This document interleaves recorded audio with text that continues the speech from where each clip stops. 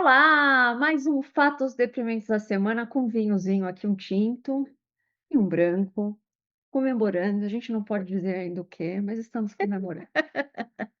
E Gisele Agnelli e Ai, comemorando o meu livro novo isso a gente pode dizer, aqui, A Democracia é Indiferente.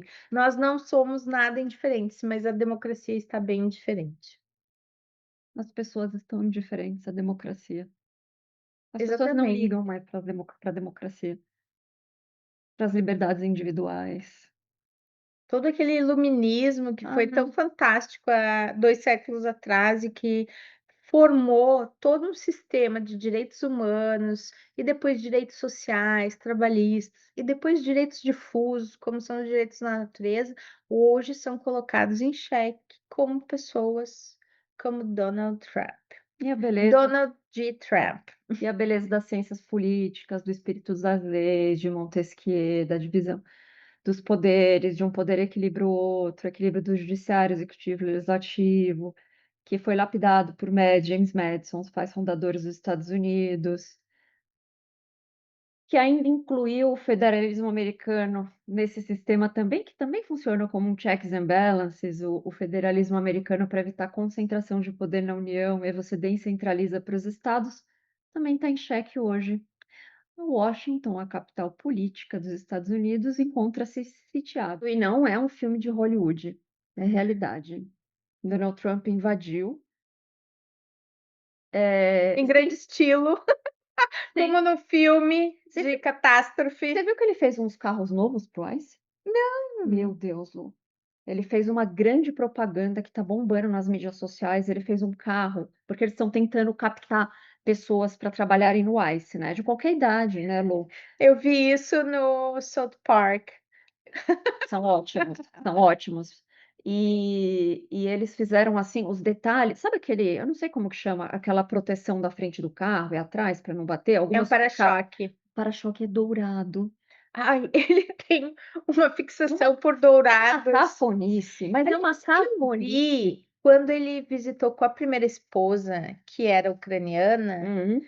São Petersburgo, e ele ficou encantado com o museu que tem em São Petersburgo, que é um museu, um dos mais lindos da Europa, e que tem toda aquela magnificência Isso. dos reis. Por isso que ele gosta tanto do Putin. Toda o Kremlin lá, toda aquela cúpula bizantina, que parece um suspiro, ela é toda dourada. Foi por isso, é por isso, ele adora, porque ele adora dourado. É muito ouro para ele. É muito orange. Orange. É uma cafonice. Mas enfim, a gente voltando para Washington, além dele tomar baseado em nada, porque ele tomou a cidade falando que a cidade está incontrolável, um banho de sangue que não tem respaldo nos números. Aliás, eles estão entrando com uma investigação contra a prefeita da cidade, falando que os números estão errados, que ela alterou os Ah, números. além de fazerem a desinformação dizendo que o número de assassinatos e crimes violentos está se igualando a Brasília, que é um lugar até relativamente tranquilo no Brasil, e outros lugares como Colômbia, Espanha, eles estão dizendo que os números, na Estão errados, verdade, de desinformação são os números oficiais da cidade. porque o número tem que encaixar na narrativa, entendeu? O número exato tem que encaixar na narrativa política. Então, se o número é ruim, e ele não gosta, tem que encaixar.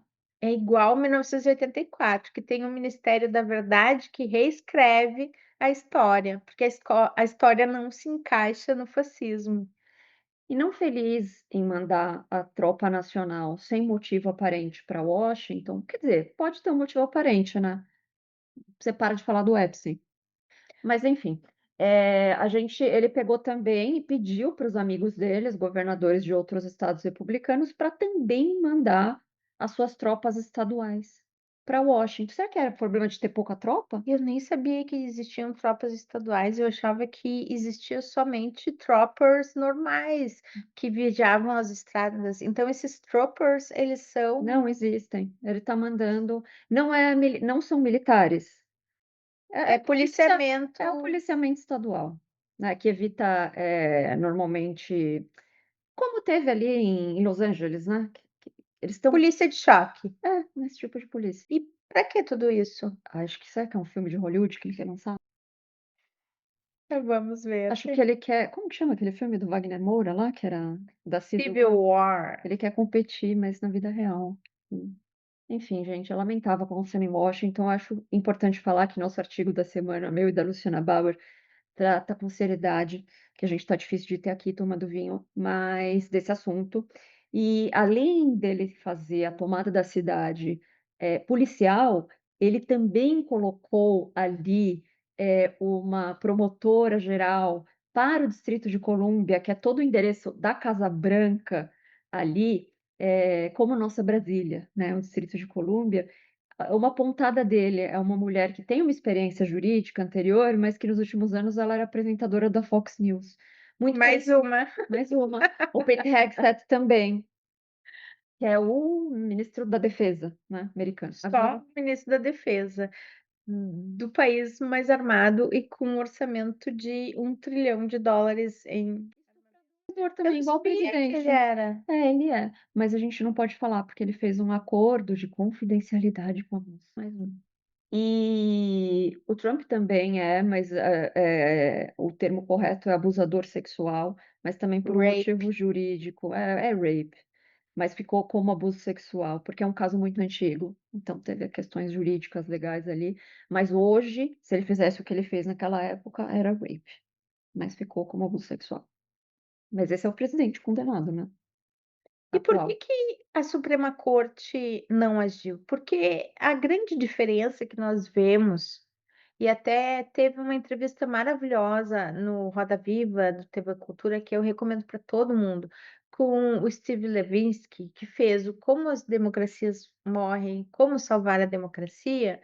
Ele coloca que a democracia brasileira, ela é mais adiantada, ela tem mais instrumentos, ela é mais instrumentalizada constitucionalmente do que a democracia americana. Por quê? Porque as constituições, elas são diferentes. A nossa Constituição de 1988, ela é uma evolução da Constituição americana de 2 séculos atrás. Enquanto a Constituição americana foi sendo emendada, não tem direitos eleitorais, tem poucas, tudo nos Estados Unidos é common law, ou seja, uma Uhum. historicidade de decisões. E no Brasil, não. O STF funciona não só como guardião da Constituição de forma formal na nossa Constituição, mas de forma efetiva. Provavelmente, Jair Bolsonaro vai ser condenado e vai para cadeia, regime fechado, em setembro. Enquanto nos Estados Unidos sequer foi adiante vários episódios de crimes lesa pátria, de crimes de rape e de outros crimes que Donald Trump cometeu. Qual é como se explica essa diferença, Gi? Difícil, hein, Lu? Uma das coisas que eu acho trágica, mas boa na história brasileira, é que como a gente já teve 20 anos de ditadura e aqui não, a gente foi se adaptando a essas condições duras de temperatura e pressão da nossa economia, Lu. Então eu acho que isso conseguiu moldar a nossa Constituição, né, a gente teve a lei da ficha limpa, foi tão atropelado, né, e que a gente conseguiu avançar em alguns termos que a legislação americana qual é o único presidente de característica populista parecida com a América Latina? Trump um. Qual que é o autocrata na política americana? Nem é a primeira vez, tanto que os democratas, além de você não ter esse respaldo na Constituição, que aí eu deixo para você Os falar até democratas melhor, estão eles paralisados são umas baratas tontas. Porque as pessoas não estão preparadas, né, e o professor Levinsky para a falou isso também autocracia. na no quando ele esteve no Roda Viva, e é isso que a gente vê vivendo aqui.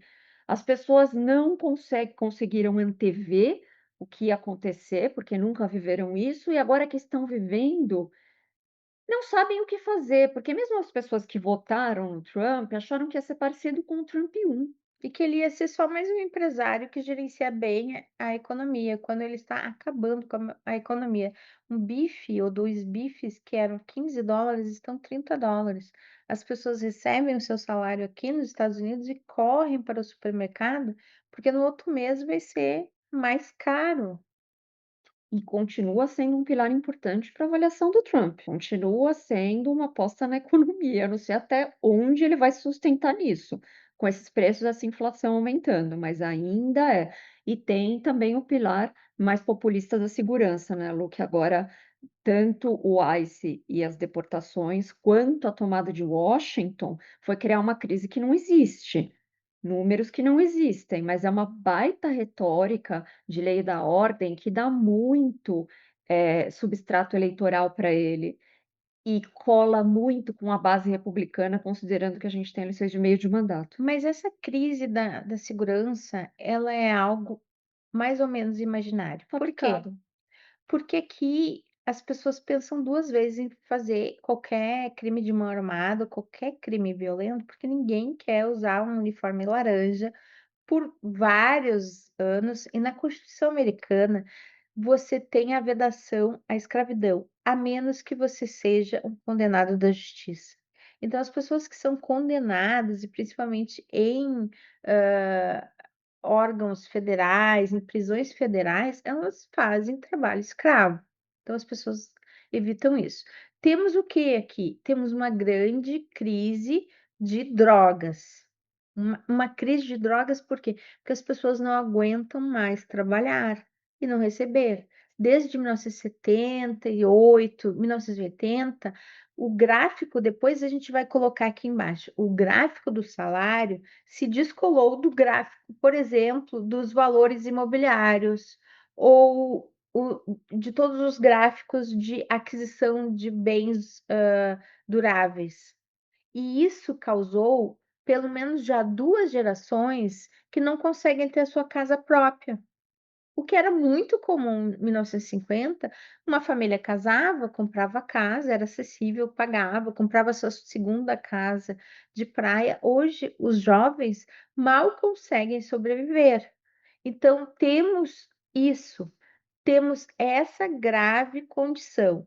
Então, as pessoas trabalham 2 turnos. Eu peguei um Uber que a moça trabalha 3 turnos para pagar a sua bariátrica, que é $25.000. Até eu falei: "Quem sabe você guarda um pouco menos de dinheiro e vai para o Brasil, tem uma assessoria até interessante de da mesma cirurgia". Então, não tem SUS, não tem casa, essas pessoas estão na beira de um colapso nervoso, porque elas estão sobrevivendo e quase homeless. Essa é a grande questão de segurança pública. Na verdade, é uma questão de ciência social, é uma questão de justiça social. E é triste de ver, porque eu acho que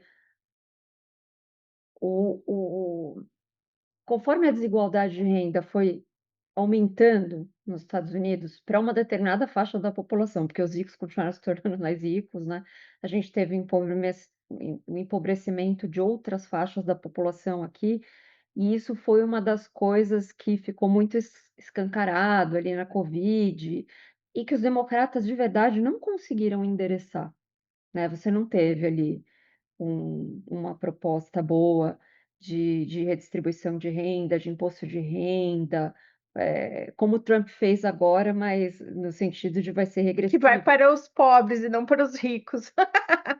vai piorar, né. Então é muito triste, porque essa frustração da população, somado, claro, a outros fatores, é um fator bem complexo a eleição do Trump, somado também à percepção de perda de hegemonia global dos Estados Unidos, da cessão da China, e que, enfim, acho que também tem uma coisa das elites perceberem também que a globalização, o livre mercado ajudou os Estados Unidos por um tempo, mas não estava ajudando mais.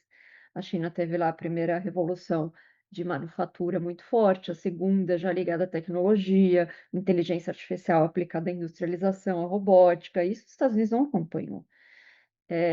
Então, essa frustração desse mundo que os Estados Unidos mesmo criou, mas que já não garantia uma hegemonia mundial, também acho que era muito forte aqui nos Estados Unidos. Também foi um É, dos fatores que impulsionou o Trump, né. E as desigualdades, e aí você vem com aquela como uma lenda urbana. É uma coisa muito forte no americano de que os republicanos são melhores para a economia que os democratas, né? Isso veio É de uma fora, lenda, é porque uma lenda. realmente os dois são Não, partidos de direita, não dá para dizer que os democratas são de esquerda. Embora uma ala como a tem até uma da centro-esquerda, Ocasio, tem o Bernie do Sanders, tem Sanders, algumas figuras. queiram fazer uma verdadeira distribuição de bens sociais, porque a educação, a saúde e o bem-estar de ter a sua própria casa, se você é uma trabalhador, não é um luxo, é um Uhum. um direito social. E as perdas de direito aqui, né, o Roe versus Wade, que foi direito ao aborto, agora o direito do casamento homossexual está no Supremo, Lu. Exatamente. Você imagina, além da As pessoas vão perder a guarda dos seus filhos, além das mulheres começarem a morrer por abortos porque que não foram podem impedidos, fazer uma curetagem, por exemplo, além porque as pessoas tiveram um aborto espontâneo. Elas vão no hospital, o hospital tem que deixar de 48, 72 horas ela em observação para ver se ela vai realmente ter um aborto. E nesse meio tempo, a mulher pode ter uma falência dos sim, órgãos. mulheres morrendo por conta dessa lei, um retrocesso de 50 anos de direitos garantidos, revertidos. Agora a gente está vendo o direito à união civil homossexual. Isso, Lu, dá um trabalho enorme, né? Porque imagina as questões ali de herança, filhos, Guarda de guarda de filhos. filhos, separações, tudo impactado se eles forem mexer nisso. E há grandes chances de passar com essa Suprema Corte que está aí, né, Lu? As coisas que estão passando nessa Suprema. Eu e a E é uma guerra cultural que eles usam, toda essa balela woke, na verdade, é uma guerra cultural para fascista ganhar mais dinheiro, porque o que está rolando mesmo? O orçamento do Estado, da segurança, a gente pode ver até do próprio ICE, se incrementou muito. E o orçamento da Europa, que não vai ter a ajuda dos Estados Unidos, que vai comprar armamento dos Estados Unidos, se incrementou muito. Tudo isso está sendo dirigido para o esforço de guerra e a indústria bélica. as Big Fives, grandes companhias americanas que vendem armamento e balística, né, para Israel, agora para a Ucrânia. Os grandes termos que importavam para o Trump naquela negociação da Ucrânia, vamos falar, Lu, era um ganhar o Nobel para parar com aquilo rápido, ganhar louros eleitorais e políticos. Nem sei o que falar sobre isso, nem vou comentar. E dois, vender armamentos e não mais doá-los, como era a Só política do que Biden. o a indústria norte-americana está numa sinuca de bico. Ela não tem grande parte de elementos essenciais para fazer armamento, e um deles é terras raras. Os Estados Unidos têm só 1,4 a 1,5% das terras raras do mundo, enquanto a Rússia e China a China tem 40%, o Brasil mais ou menos 25%, sendo que pode ter mais, porque só 25% do nosso território foi, verificado em termos de terras raras, e depois vem países como a Indonésia, países como a Índia, e as terras raras são essenciais para a precisão desse armamento, principalmente de armamento que hoje está sendo utilizado em Gaza. Então, em último caso, quando Trump ameaça o Brasil ou quer do Brasil as terras raras, Hum. principalmente de Minas Gerais, quer fazer armamento para ser utilizado por Israel ou para guerras que não são lá muito humanitárias, nada humanitárias. E eu acho que a Ucrânia também, né, tem uma reserva nada desprezível de terras raras também, né. Quando eu vi ali o Trump e o Putin com aquele tapete vermelho, eu fiquei pensando isso, se eles já não estavam fazendo um acordo de tipo: "Para com a guerra, a gente divide ali aquele território ali específico onde tem Cada um terras pega um raras, você fica com pedacinho, metade, eu fico com outra. Aí eu ganho os louros e eu tiro as sanções e a gente continua amigo". Era essa a minha verdade. impressão que eu tinha, mas enfim. Eh que mais que a gente vai falar? Lu, quer falar de Vamos Magnitsky? falar do Flávio Dino e da DPF 1178. que é uma DPF que basicamente versa sobre o quê? Tivemos grandes desastres em Mariana e Brumadinho. Várias pessoas, milhares de pessoas ficaram em situação de desastre, e não só elas, os municípios também que tiveram que refazer-se dos desastres. Nesse meio tempo, teve um ataque muito grande em vários escritórios que a gente chama escritórios que fazem advocacia predatória, que são uma advocacia que diz assim: olha, vamos conseguir dinheiro para vocês, vamos conseguir acordos, e levam essas ações não para o judiciário brasileiro. Por quê? Porque a gente também tem a DPU, que é a Defensoria Pública da União, do Brasil, que gerencia e ajuda essas pessoas. Esses escritórios particulares, ao invés de ajuizarem no Brasil, cresceram o olho e ajuizaram em Londres, no Reino Unido. Só que o detalhe é o seguinte, não é direito do Reino Unido, é direito brasileiro, e a sentença não vai ser uma sentença que vai ser cumprida no Reino Unido, mas no Brasil, ou seja, eles estão fraudando a soberania e a jurisdição dos juízes brasileiros. Então essa ação, essa DPF, ela foi criada justamente para colocar o preceito fundamental que tem que ser fixado, que se pediu na inicial para ser fixado, é: a soberania brasileira é que ações do Brasil, elas têm que passar pelo judiciário brasileiro. Não pode um escritório canibal, como foi o Pogust, né, pegar essas ações, levar para o Reino Unido e depois, fazer sei lá o que com elas, querer fazer chantagem, etc. N coisas que inclusive o MPF, a própria DPU estão investigando. Nesse escopo, nesse grande escopo dessa ação de declaração de preceito fundamental, que é a soberania das decisões e da Constituição, o que que pode ou não pode no território brasileiro, veio a lei Magnitsky, né, não é Magnitsky, porque o T é mudo, é mas eu adoro falar Magnitsky, mas é Magnitsky. Eu escrevi Magnitsky, Mas o T é mudo, seria Magnitsky, que é o igual sobrenome esqui. russo. Exatamente.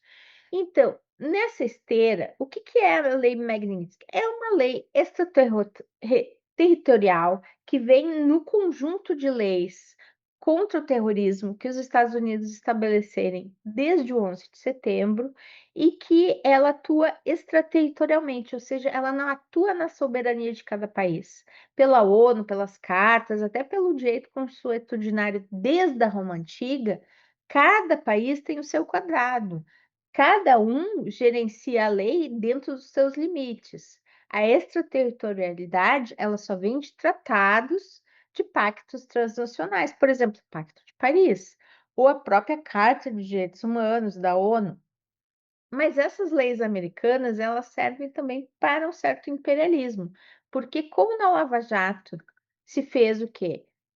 Parecido com a lei Magnitsky, que tinha as leis de lavagem de dinheiro, que diziam que se uma empresa fazia corrupção e estava em bolsa nos Estados Unidos, ela ia ser sancionada em todo o mundo. E a Magnitsky, ou a Magnitsky, ela faz a mesma coisa. Só que ela já é inconstitucional de cara no próprios Estados Unidos, porque é uma lei que ela foi fraudada, ela tem desvio de origem, porque ela trata de sanções de direitos humanos de pessoas ou empresas. É. O problema disso, o problema base, é um conceito nas relações internacionais que chama excepcionalismo americano.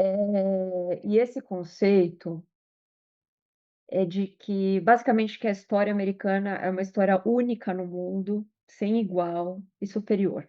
É um conceito bastante arrogante, mas é um conceito presente na história desde a fundação dos Estados Unidos, e Os Estados mesmo Unidos seriam as luzes do mundo, e mesmo, né, depois do a pós-guerra, depois os polícia do Estados Unidos mundo. se restabeleceu muito bem, porque ele não foi ali impactado com o pós-guerra, então a gente pode pensar até que as grandes organizações internacionais que se colocaram no pós-guerra, tiveram como base muito os Estados Unidos da América.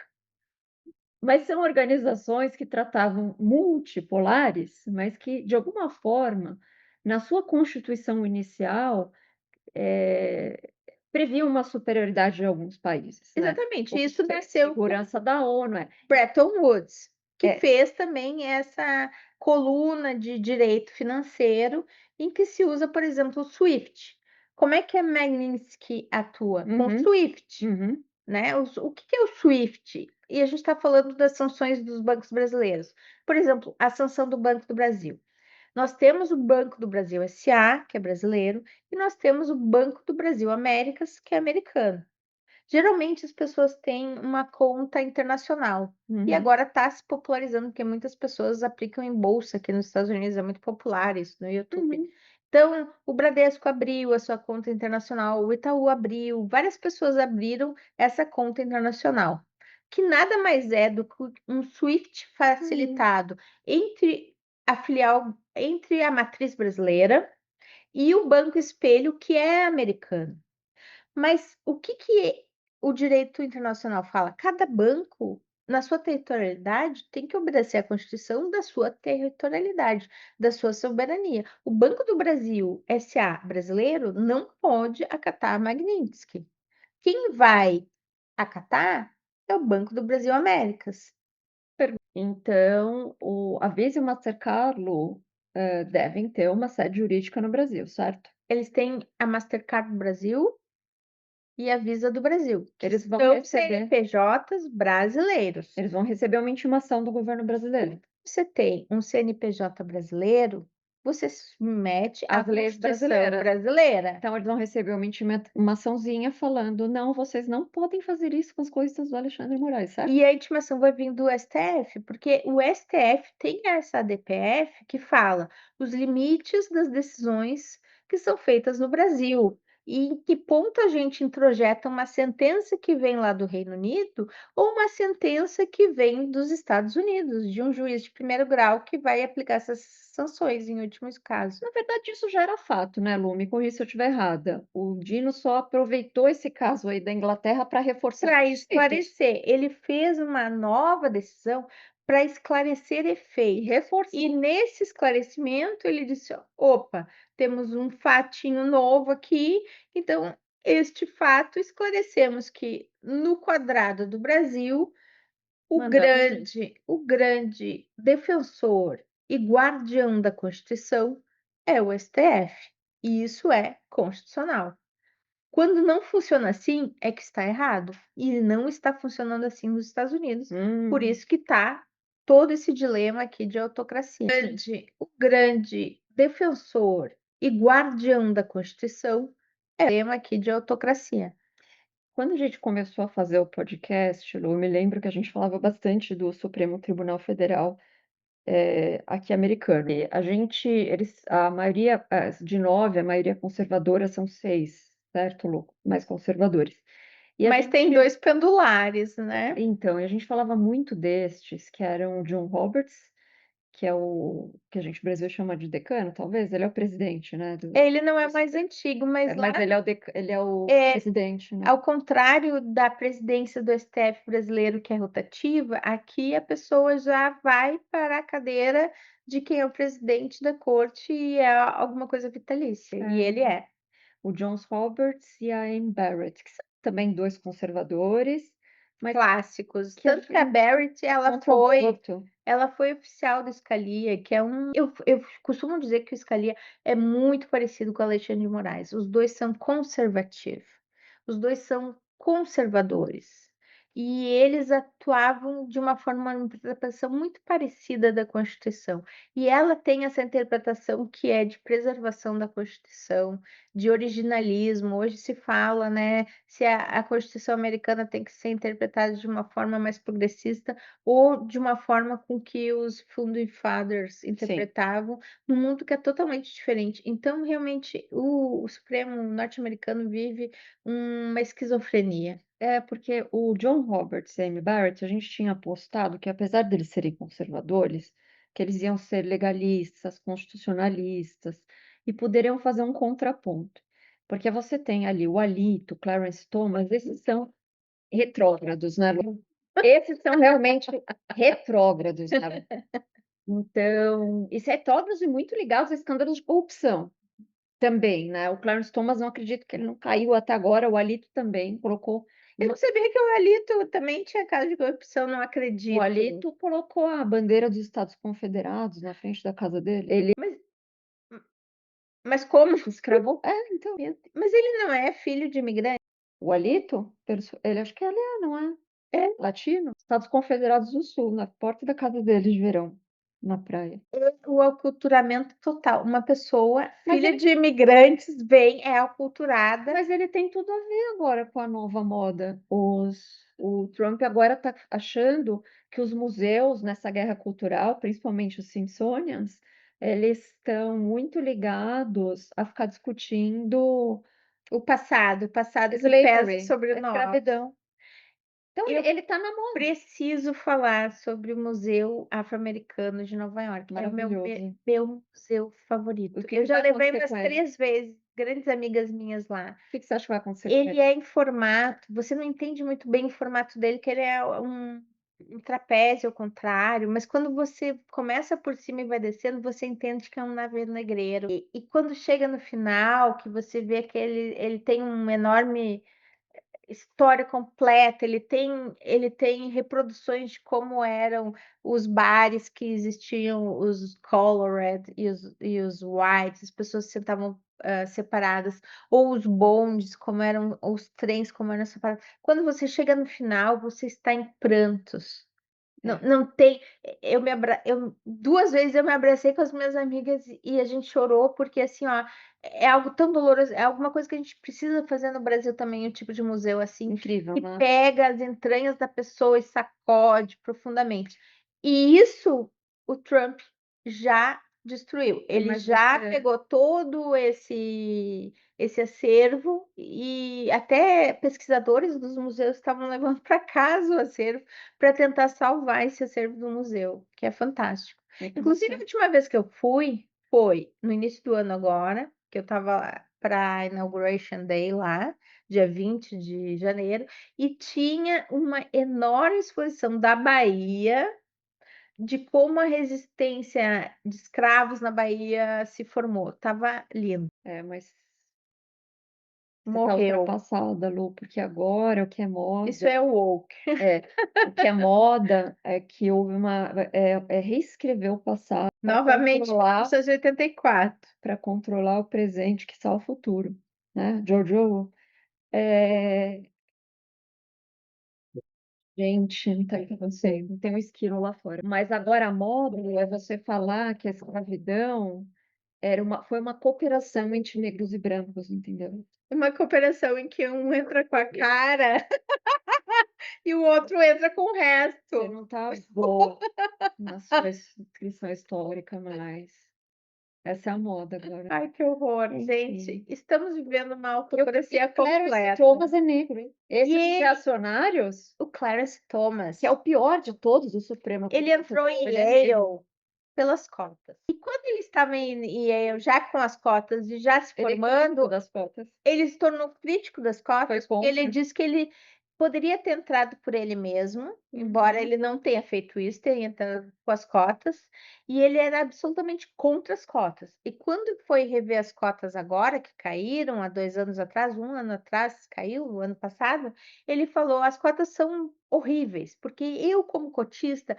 me senti muito humilhado por ser recebido em Yale com as cotas". E possivelmente ele entrou também no STF americano pelas cotas, por ser negro. E como se explica isso? Ele é o nosso Fernando Holliday. No Brasil tem isso Verdade. também, é difícil entender. Não trouxemos uma psicóloga, uma psiquiatra, que aliás eu acho que cada vez mais, né, a socióloga, a cientista política, uma juíza, mas eu acho que cada vez mais a gente tinha que ter uma psiquiatra junto aqui, aí ia dar um trio legal. Não só para analisar, como para Já medicar. traz o remedinho, mas aí ia dar um trio porreta analítico. O fato é o seguinte, a extrema direita está crescendo em todo o mundo, e a desinformação também. Os 2 estão aliados junto com os algoritmos, a gente está vendo uma tentativa de agora, com o FELCA, de fazer uma regulação a sério no Brasil. Será que isso vai sair mesmo? pergunta difícil, Lu. Aqui Suspiros. nunca sairia, né, a gente estava até comentando Até vou e antecipar para quem está aqui, é brasileiro nos Estados Unidos, para entender como é. As Big Techs nasceram há 25 anos aliás, atrás, com mais ou certeza, menos. né, Lu, Exatamente. enquanto ela As fala. Big Techs nasceram há mais ou menos 25 anos atrás, 20 anos atrás, em que também se criou uma seção 230, que é uma seção sobre liberdade, liberdade principalmente e respeito aos autores. Nesse contexto, essa seção dizia que todas as Big Techs eram salvaguardadas porque elas veiculavam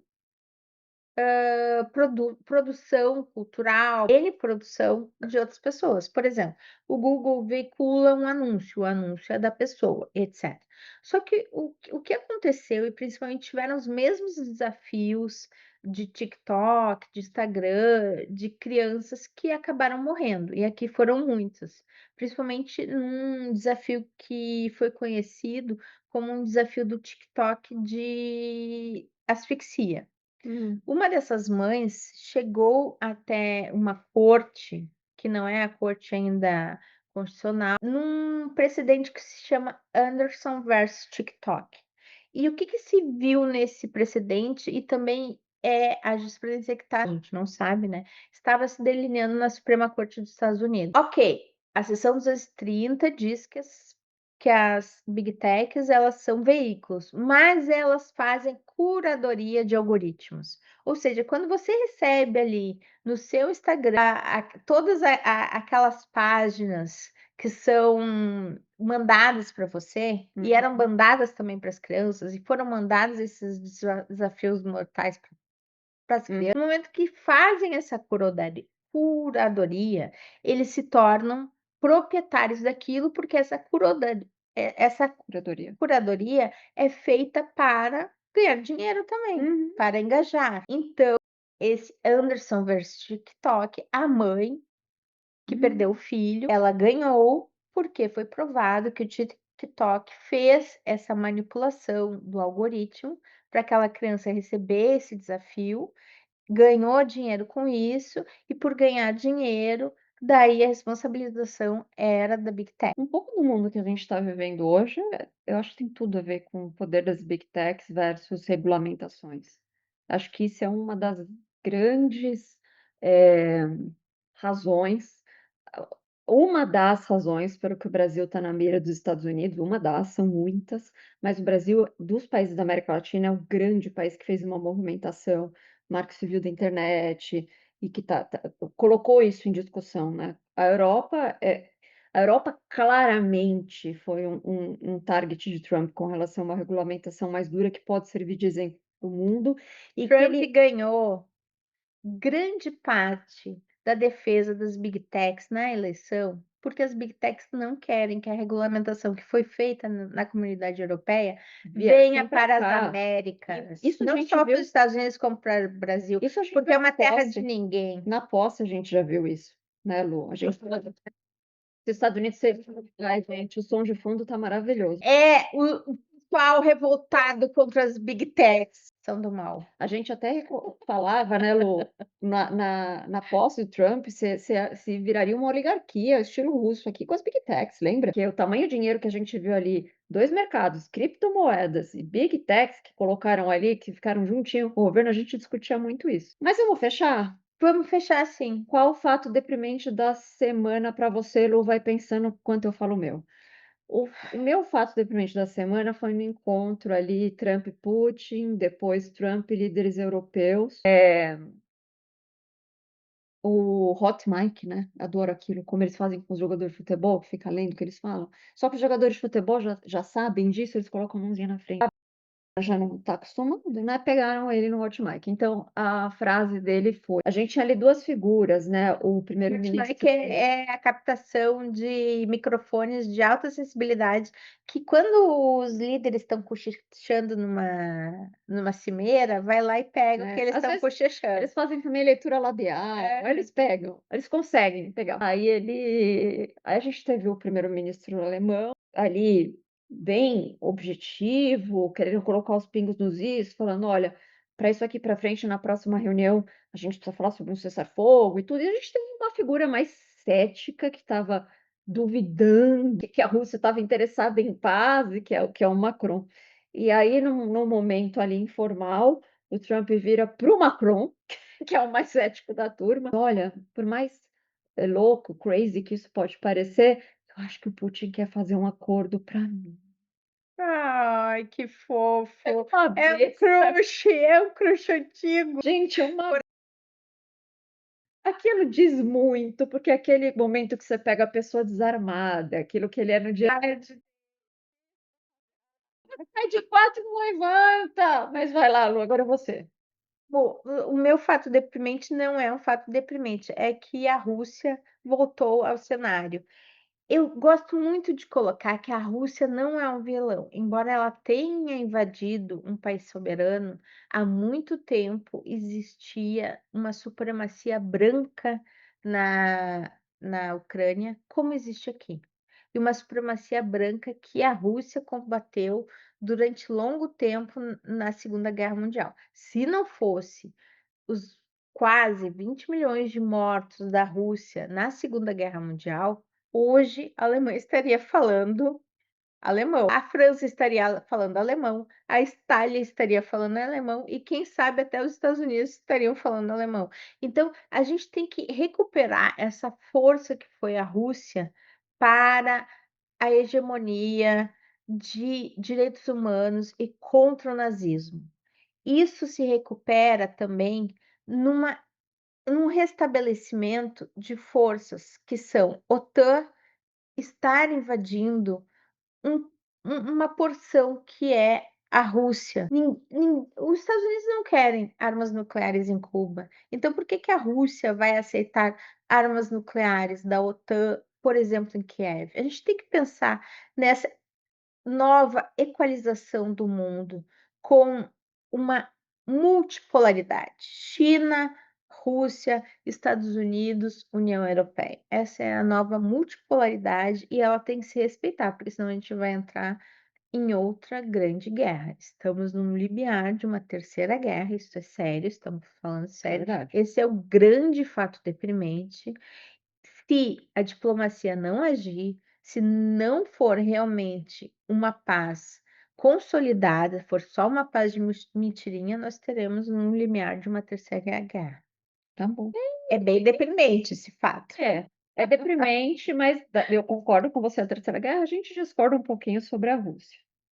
Mas vale a pena, amiga, vale a pena discordar, a gente está aqui para dizer que não tem problema a gente Concordamos com discordar. Dostoiévski. É o Dostoiévski, Leiam Dostoiévski. Dostoiévski eu tô dentro, gente. E, gente, é isso, mais um Fatos Deprimentes da semana. Espero que vocês tenham gostado, espero que vocês continuem aqui no canal. Um beijo para todos. Um beijo, gente. Tchau.